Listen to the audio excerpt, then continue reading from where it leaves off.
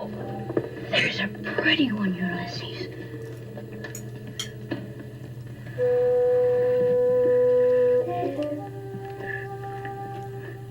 There it is. Hello, BookTube. I'm Shawn the Book Maniac. Welcome back to my channel and another episode of Zooming In, a series of discussions about literary type articles online with bookish social. I think I'm going to change the noun. I think I'm going to call them from now on.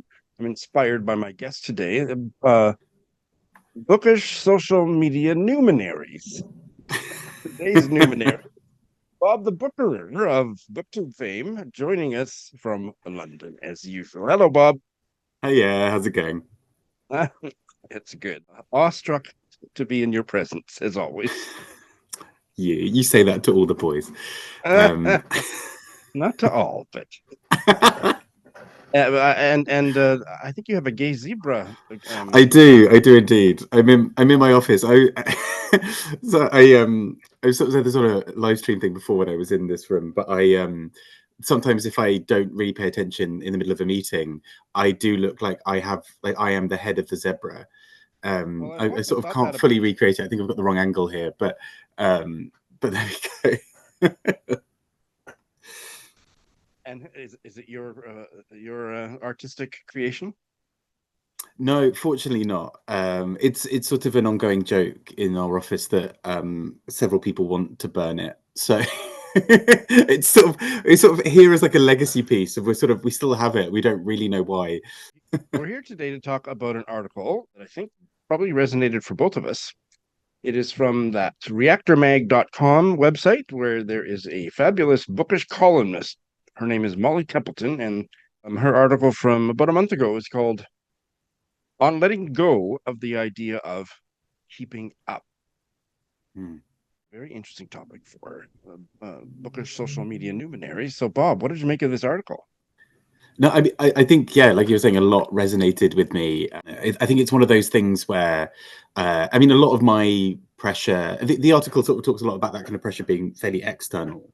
And although that's very true of sort of BookTube or Bookstagram or various other things, the whole thing of somebody's got a proof of this brand new book and somebody else has read it before everyone else and says it's amazing and yada yada. The thing that really resonates with me is a lot of the time I put a lot of that pressure on myself of sort of the need to sort of keep up with, particularly in my case, prizes, but also sort of new releases within that. And suddenly that turns into this sort of snowball thing where, I created a slightly ridiculous spreadsheet to sort of track where I was with reading various prizes. And at one point sort of looked at this and was like, you know what, I actually, life got super busy over the last month or two. And so suddenly I was like, well, actually, you know what, I am behind. Again, the article picks up on this idea about behind, but I am sort of quote unquote behind on the International Booker Prize or the Women's Prize or what have you. Actually, behind implies that there is some kind of standard of where you have to be. And I think this article talks about that really intelligently of sort of actually, we so easily say that either being behind our Goodreads challenge or behind some other kind of metric. And all of that is, essentially either self-imposed or kind of created in some other weird vacuum that isn't really reality. And I think what the article does sort of poke at quite interestingly as part of that is how that sort of then really prioritizes new releases over either backlisted books or that book that you've had on your shelf for a little while or a reread of a book that you really love, because all of it suggests that reading is this sort of race of a thing that you do and kind of get to the end of almost, or kind of have to stay on top of. And that can, I sort of suck quite a lot of the pleasure out, I think, of reading. How do you sort of find it interacts with your life?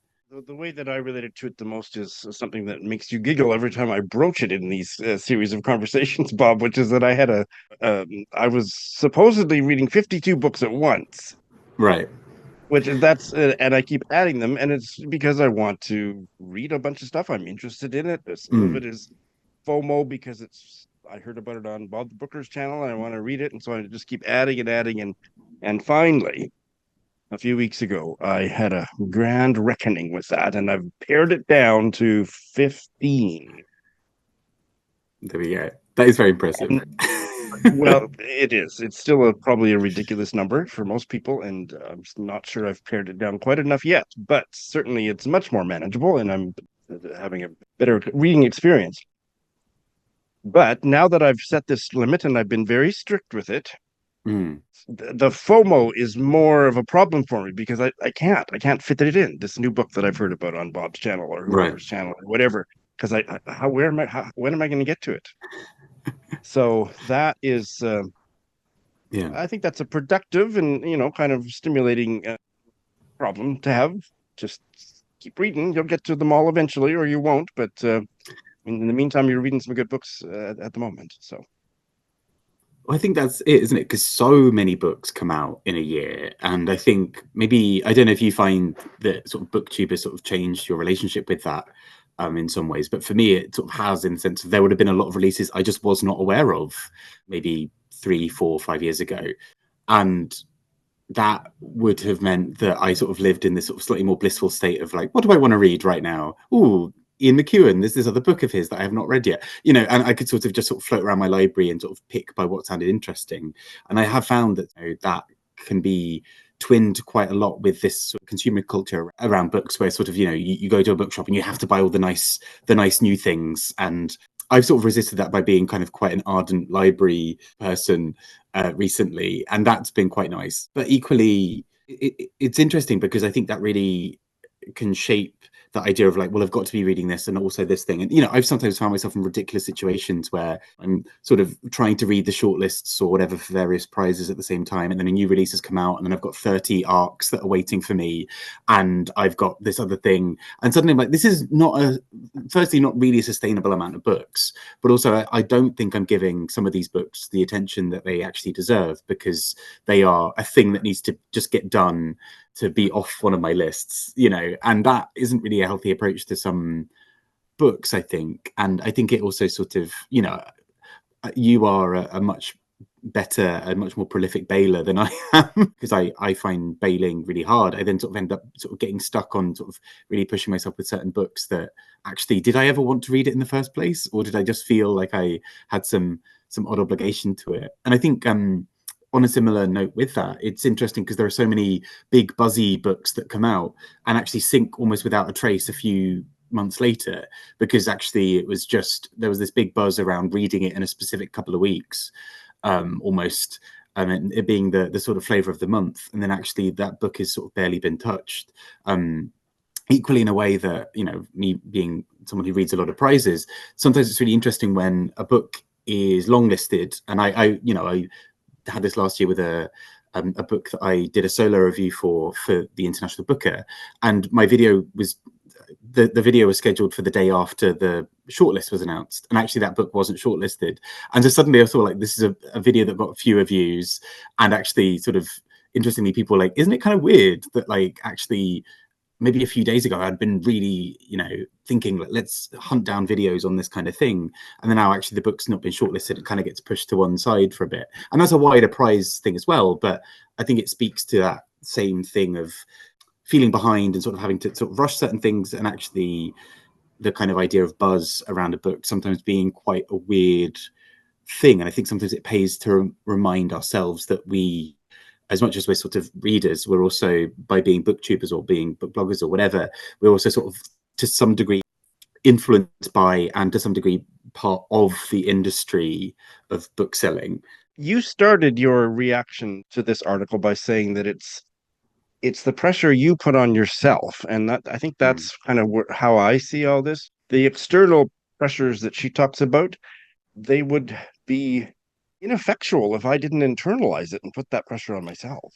And that's the part to work on. But I often wax nostalgic about the good old days, long before bookish social media existed, I think, when I would be getting close to the end of one book and I'd just start wandering around my bookshelves and seeing which book was vibrating, that was calling for me to read it next. And I haven't had an experience like that for a long time. Yeah. Don't have the time or space, the bandwidth to just fold something in.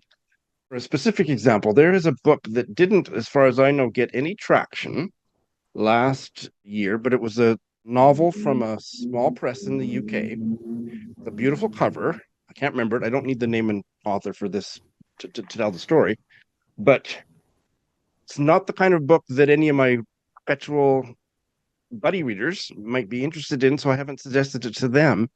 And I don't know when the hell I'm going to get to it, and I'm dying to read it. So That's I the need to thing. make more space for spontaneity. That's what I'm saying. Yes, and that's kind of it, isn't it?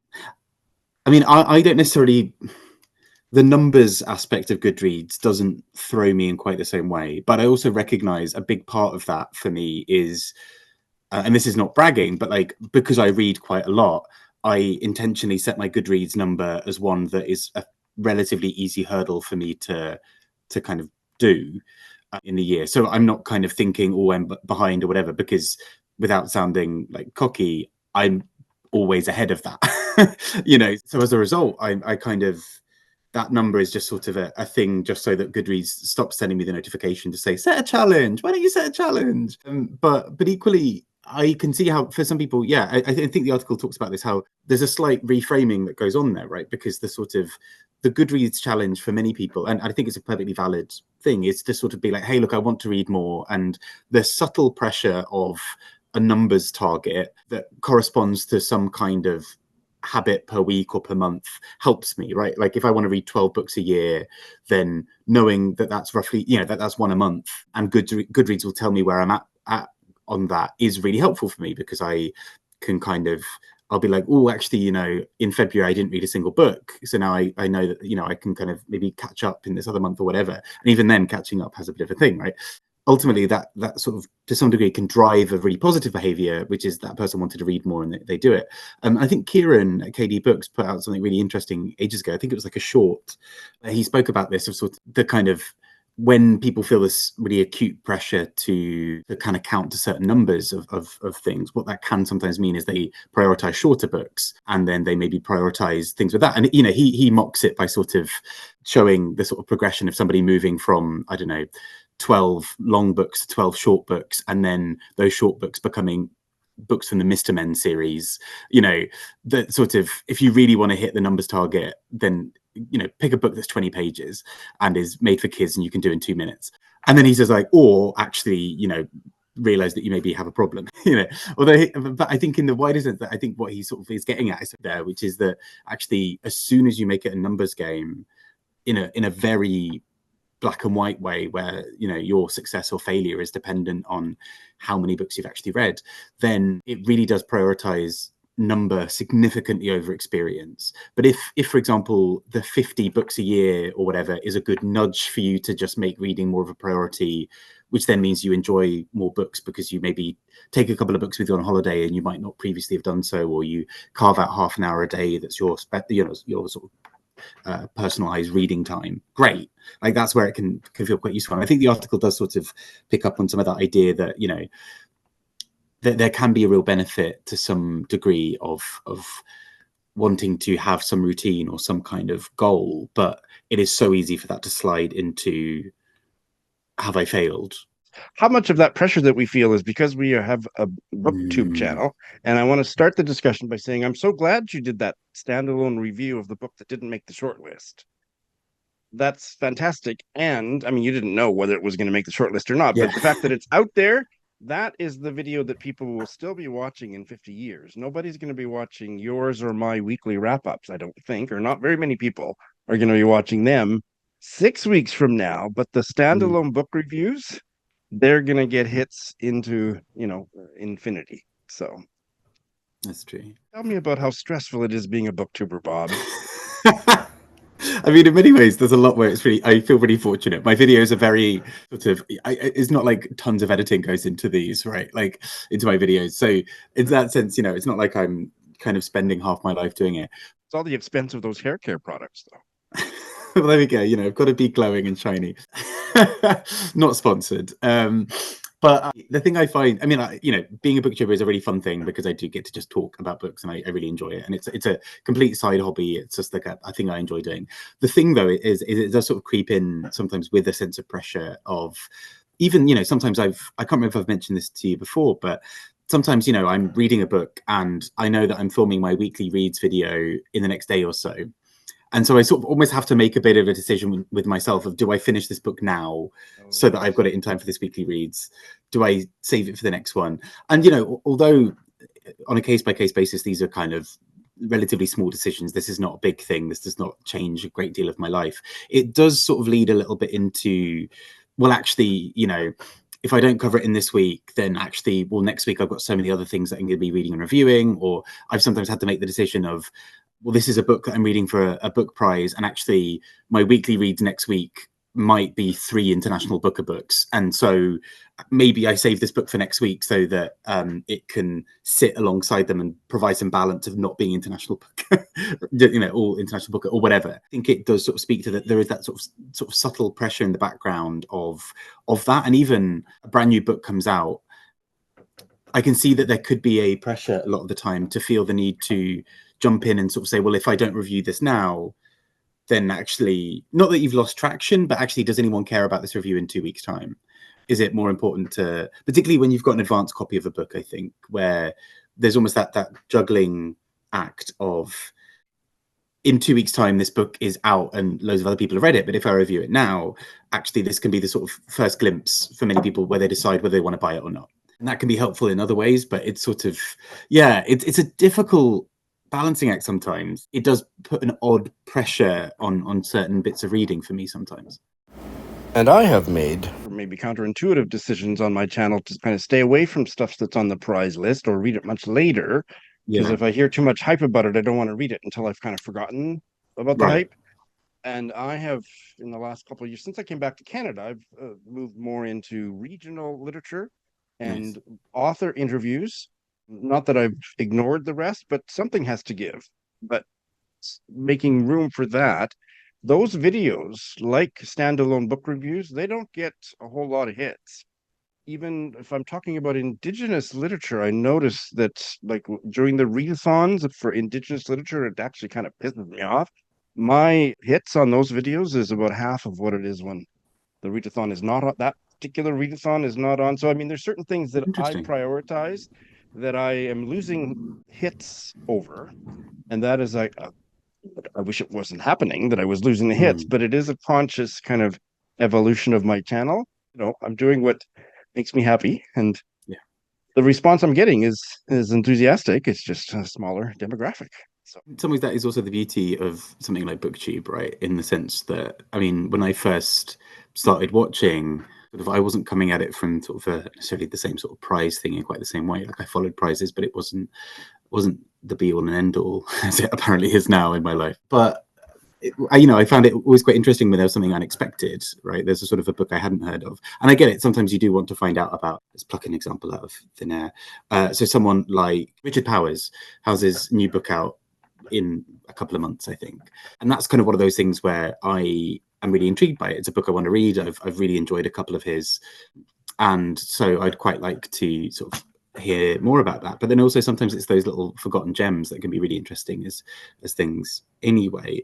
And I'm finding it almost as well where I kind of almost want to finish my Booker project this year. I've realized I can finish it this year, or I can stretch it into next year. And part of me wants to finish it this year just so I don't have the pressure of it going forward, so that actually any time throughout the year I could focus on other prizes and still read other things. Whereas at the moment, there's a sort of background pressure, again, self-inflicted, to do that other thing. And I don't want it to mean that I'm rushing through other books. But equally, I don't want to, I sort of want to sort of push away some of that pressure as quickly as possible. One of the ways I push that pressure away is I have Richard Powers on auto bail, free bail. Let's finish up by talking about her recommendations at the end. She says, please, and then give yourself space. Step away from the internet. Ignore the websites that want you to rate and review art like it's a toothbrush for a new pair of sneakers. Don't even keep a list of books read if you don't want to.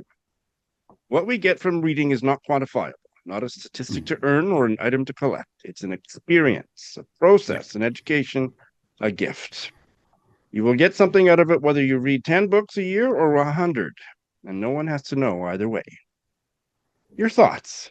As someone who likes a good list, I do quite like being able to look back on old books, partly as well because my memory is awful. So sometimes it's quite nice to be like, I've read something by Ishiguro before, but I can't remember what the name was. You know, like that kind of thing is quite handy for me. I do like a list. And even when I was a kid, I would, have like a little book where I'd write down some of the books I'd read and all that kind of stuff. But I think there's a lot of sense in what she's saying here, because I think, and especially that 10 or 100, I sometimes really envy's maybe not the right word, but like, you know, I see people who I know who don't read that many books over a year, but really get so much out of each book. And, you know, I'll be in book club meetings with them and they will say, oh yes, you know, because I remember 3 months ago when we discussed that book, and there was Simon, and he was talking to that man, Terry, and then they had that really interesting conversation about this thing.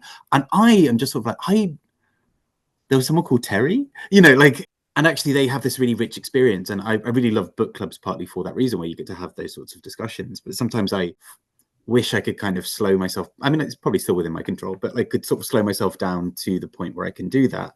Because actually, when I read on holiday, I read really voraciously and enjoy the books in this really different way to how it is when I'm sort of commuting and reading half an hour here or there or whatever. And I tend to remember those reading experiences differently.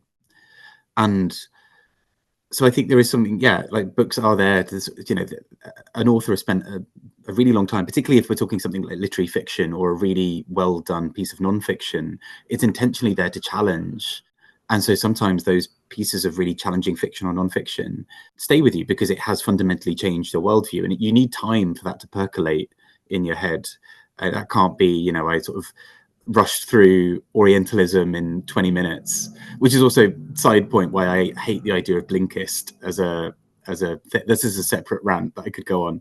I think sometimes the reading experience is far more than necessarily the thing you have learned from it, because sometimes you need the space of the book to also develop the idea, right? Like something's presented to you, you need a book length with that idea to kind of be with it, and that isn't quantifiable on lists. And you know, a wider Goodreads ranking discussion is in there somewhere as well. But you know, sometimes it feels churlish to sort of just give a book 4 stars because I'm like, actually, I found that thing really interesting, and that's changed maybe how I see parts of the world, or that character will stick with me for a long time. And that's not shown in 4 stars or in I read 30 books this week or whatever. You know, You and I have talked about Goodreads quite a lot in these chats. I have one thing that I want to say that I've noticed recently, one comment, which is in the last few months, 3 of my buddy readers, close bookish friends, have abandoned Goodreads, and they haven't gone over to the other one. What is it called? Storify? Storygraph. Yeah. Storygraph. They have just stopped publicly recording their reading. And I am so upset because I loved following what they were reading. It was really fun and interesting. And now I have to actually talk to them to find out, and I don't really like talking to people. So that I do like the public part where you know I'm influenced by what my friends are reading, and either watching their videos, but I regularly check close friends Goodreads to see what they're up to. I think you and I don't need to be hard on ourselves for what we're doing, and our experience as content creators or whatever is, I think, vastly different in many ways, but similar in others. This was a good article to read to kind of take a deep breath. I think that's all she's saying to me. That's what I'm taking away from it. Take a deep breath and just realize you don't have to. You're not here to impress anybody, because you're probably not impressing very many. You're doing it for you. So I'm not sure I'm going to let go of the idea of keeping up. But one thing I'm damn sure about it is I'm never going to let go of Bob the Booker. Oh, you charmer, you. Thank you, Shawn.